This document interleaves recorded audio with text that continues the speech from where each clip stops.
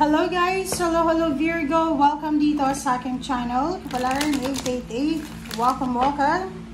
Alamin natin kung anong messages, vibration, gabay, energy Virgo. This is general reading for August 1 until August 15 of 2025 para sa lahat ng Virgo. Okay.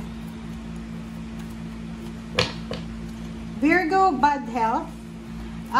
Dito sa bad health na to, sinasabi ng baraha sa'yo na maybe there's a Virgo na posibleng ikaw ay magkakasakit because of sobrang hirap ng trabaho mo, because of stress related, sleepless nights, parang gano'n, sleepless nights, hirap sa trabaho, hindi makakain, hindi makatulog.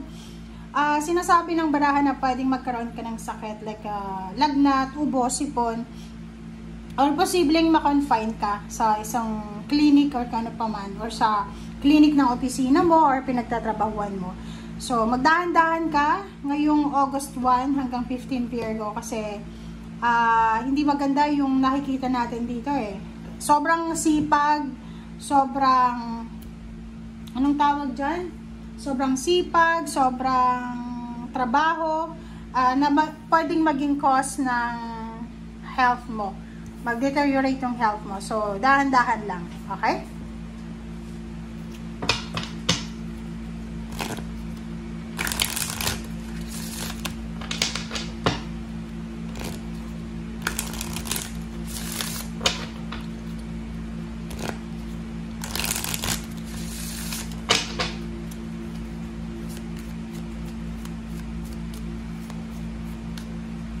Okay.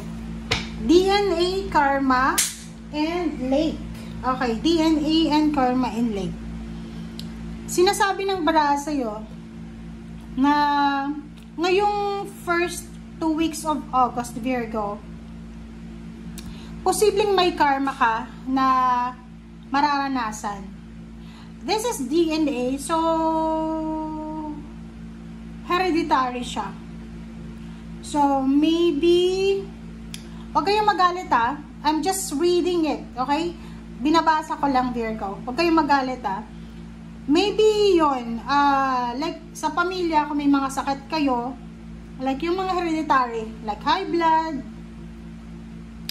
cancer, or kung ano man siya na sakit, ay posible na may isa kang kapamilya.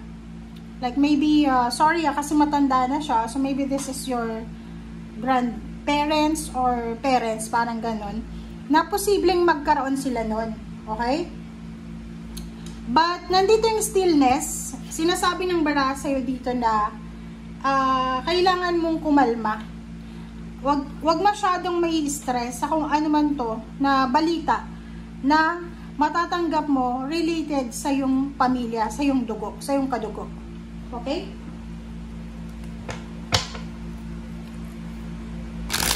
Huwag kayong magagalit sa akin guys ha. Binabasa ko lang. Tingnan nyo. Kahit kayo pwede nyong mabasa yung baraha.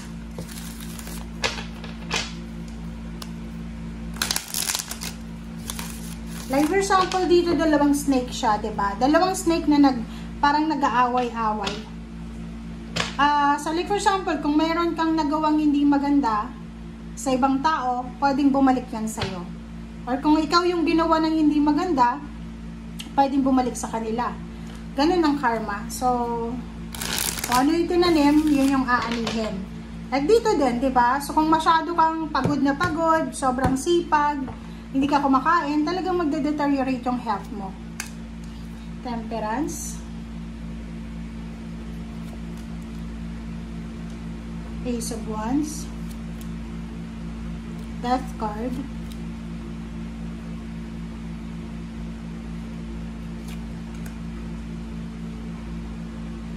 Diba? Virgo, kung makikita mo dito, for the first 2 weeks of August, you need to be patient. Pasensya ang kailangan mo eh. Kasi yun na nga, sinasabi ng baraha, yung excitement, like, for example, first job mo yan, or kailangan mo ng pera, kahit yung masama yung pakiramdam mo, may lagnat ka, may ubo at sipon ka, nagtatrabaho ka pa rin, sinasabi ng barahan na mag-iingat ka. You need to be patient. Huwag masyadong aggressive sa mga approach sa buhay. Sinasabi ng barahan, mag-iingat ka din sa mga obligations, duties, and responsibilities na kinukuha mo. Because possible na ikaw ay traidorin. Like sa loob ng trabaho, yung parang pwede kang mapagsabihan na bida-bida. Like halimbawa, may mga duties and responsibilities na hindi para sa'yo and inaako mo siya. May mga tao sa paligid mo na hindi masaya. Parang feeling nila, pakiramdam nila, bida-bida ka. Okay? So, makinig ka dito. Sinasabi ng baraha sa'yo dito, meron ding mga Virgo na sobra kayong busy, abalang-abala kayo sa kung ano man na ginagawa nyo sa ngayon. Okay? Abala kayo sa trabaho, negosyo, or anumang responsibilidad. The World card and Ace of Swords. Nakikita ko sa'yo dito na maybe you're waiting for international call, international offer. So, pwedeng nag-a-apply ka ng trabaho papuntang ibang bansa. And nakapagpasa ka na ng mga dokumento like passport, mga NBI, mga documents. And dito sinasabi ng barahan na you're waiting. So, you need to be patient. Okay? Justice. So, yun. This is karma. Basta this is double confirmation. Double karma. So, kung ano man yan, na karma na yan, hindi natin alam kung ano yan. Sinasabi ng baraha sa'yo dito na maraming good news, maraming information, communication ka, na matatanggap.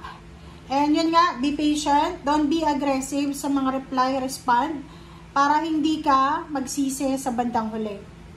Nakikita ko sa'yo dito, hindi sa yung parang pag nakatanggap tayo ng balita, hindi yung mabilis umaksyon. Dapat, meron kang time para makapag-rest, meron kang time para makapag-isip kung tama ba itong ginagawa mo or gagawin mo. Zero, the Fool, and the Moon. Meron ditong Virgo na medyo nahihirapan siya na magsimula ulit. It's either kakapanganak mo pa lang, kakagaling mo pa lang sa sakit, parang ganun. So, you're starting over. Maybe this is nag-renew ka ng contract mo or kung ano pa man. So, nakikita ko sa'yo dito na medyo nag-aalala ka. Okay? Sinasabi ng barahan na yon, may mga offers kayo dito eh. This is job offers, this is love offers, this is business offers, or kung ano man to na ino-offer sa'yo. Yon, bago mo siya tanggapin, make sure na nasa tama kang pag-iisip. Make sure na may pera ka. Make sure na may parang kaalaman ka dyan. And make sure na whatever will happen, alam mo sa sarili mo na i-take responsibility mo yan and wala kang sisisihin na iba. Okay? Thank you guys for watching. Bye!